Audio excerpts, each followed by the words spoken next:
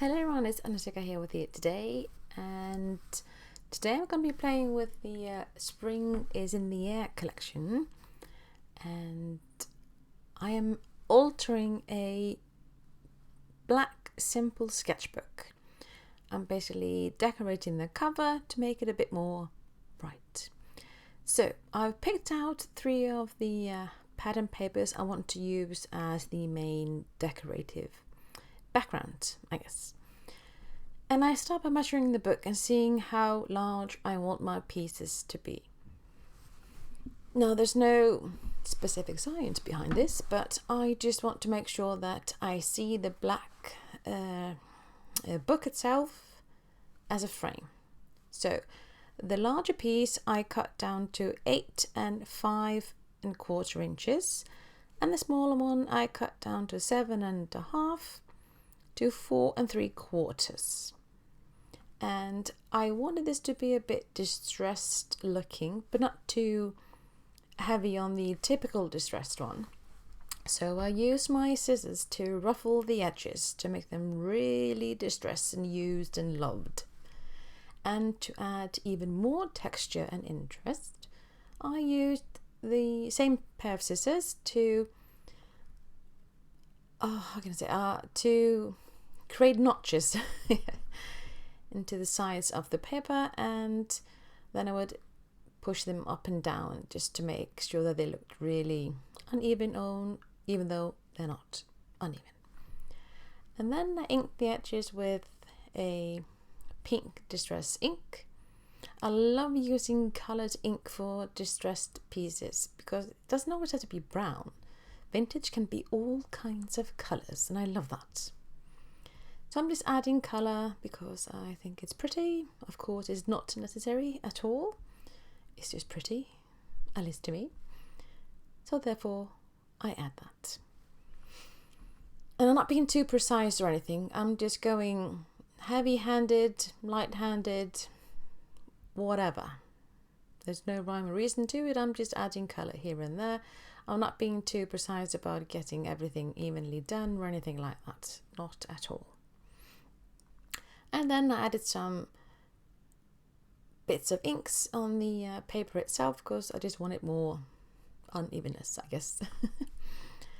Then I just used strong adhesive on the back and just stick this one to the cover of my book. And I don't measure here really, I just eyeball it. I prefer measuring things in ishness rather than the exact thing. If I do the exact measurements, I often get it wrong. So let's go for handmade vintage, and that means anything. I love that.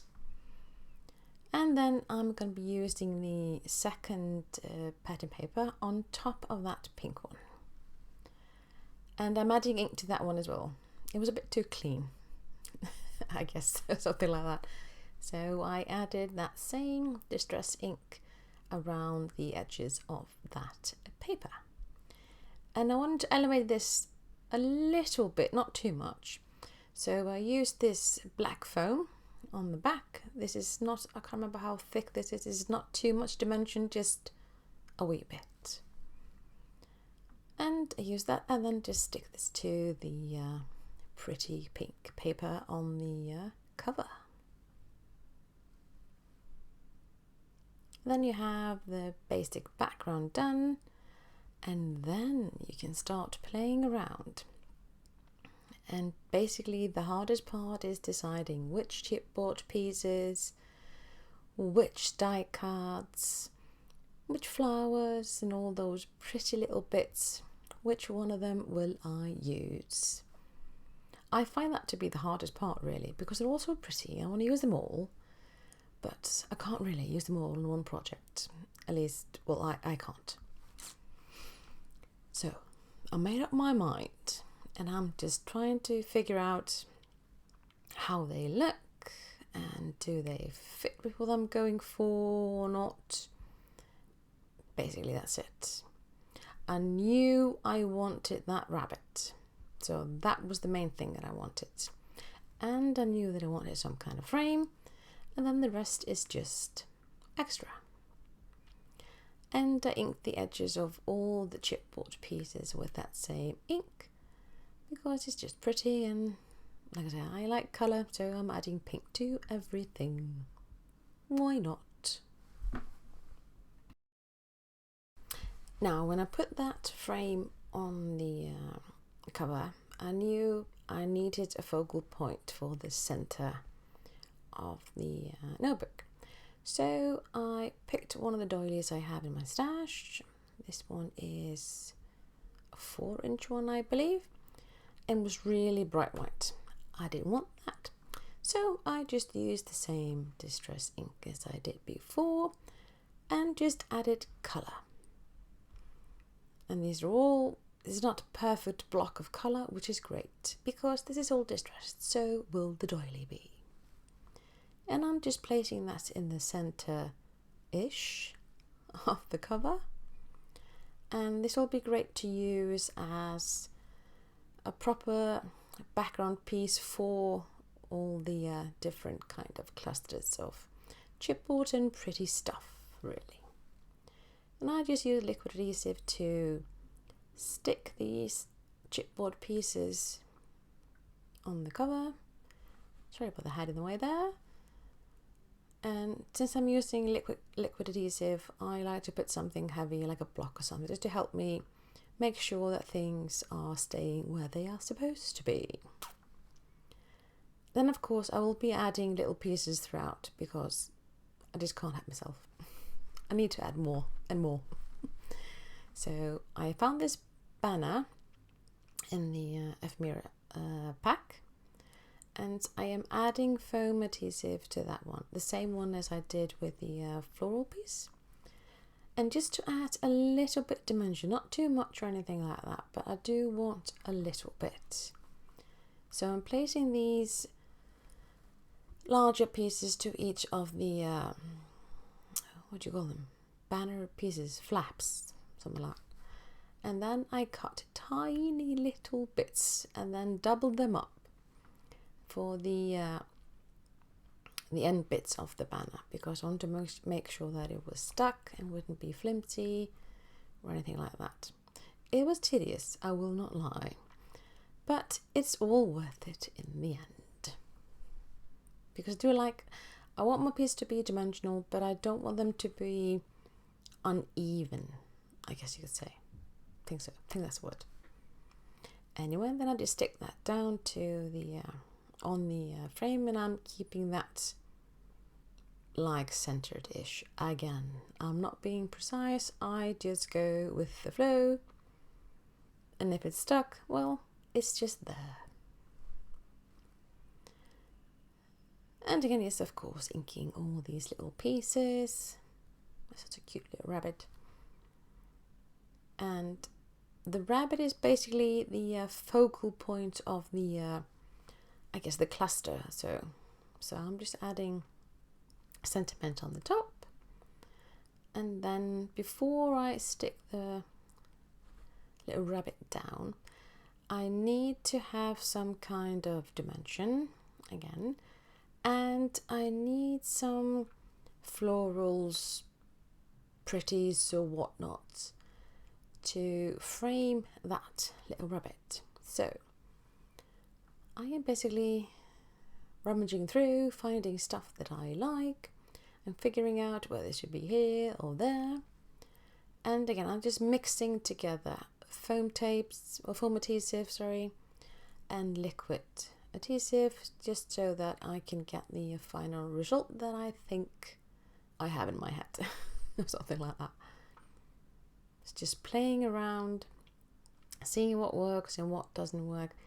And what I love about these little pieces, if I like them but they're too big, it is so easy just to cut them apart and they become two different kinds of things, and you can use them in way more clusters than you did before. Love that. Even if they don't show up a little as much when you're finished, it still adds a bit of interest and colour to the whole thing. And I like that. I use that to my advantage so that I can find a balance of sort with all these clusters that I use. and that little butterfly. I want to put that on the in somewhat opposite to the rabbit, because they are in similar type of drawings. So it's very colorful, but the main point, the rabbit, is not so colorful. So I thought, why not have something else like the butterfly in that same kind of style, which works, or at least I think works. And now I've managed to find even more pretty little die cuts that I want to stick down. Oh yeah, and I've already stacked the rabbit down on 3D foam, and I'm just adding flowers here and there. And I've already picked several out, like these tulips, and placed them where I wanted them, and then I make the final decision of sticking them down.